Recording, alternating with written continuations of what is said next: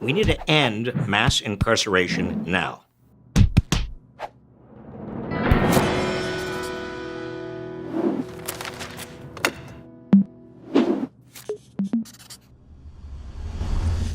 Imprisoning large numbers of Americans is wrong.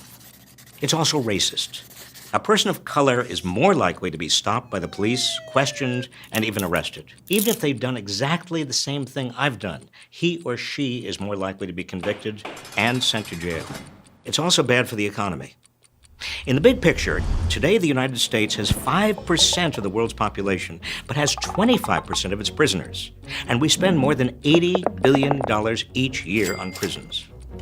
There were fewer than 200,000 Americans behind bars as recently as the mid-1970s, but mandatory minimums and 3 strikes you're out laws ballooned that number to nearly 2.5 million today, despite widespread evidence that locking people up doesn't make us safer. Even though blacks, whites, and Latinos use drugs at similar rates, people with black and brown skin are more likely to be pulled over, searched, arrested, charged with a crime, convicted, and imprisoned. Here's how the economy also pays a huge price. A felony conviction can bar people from getting a student loan, a mortgage, even from voting. It might even disqualify them from getting a job. All of this means a lot of potential human talent is going to waste. We're spending a fortune locking people up who could fuel our economy and build strong communities. So what do? First, we need smarter sentencing laws, end mandatory minimums, and transform the way we treat people who enter the criminal justice system.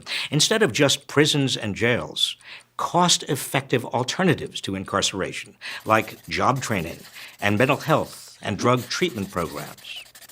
Second, stop the militarized policing and end discriminatory policing practices such as stop and frisk and broken windows that target communities of color.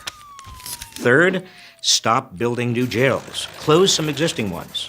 States are spending more and more on prisons while cutting funding for schools. That's nuts.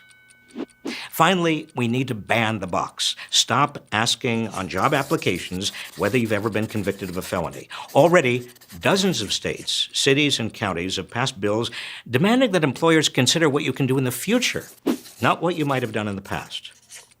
Instead of locking people up unjustly and then locking them out of the economy for the rest of their lives, we need to stop wasting human talent and start opening doors of opportunity to everyone.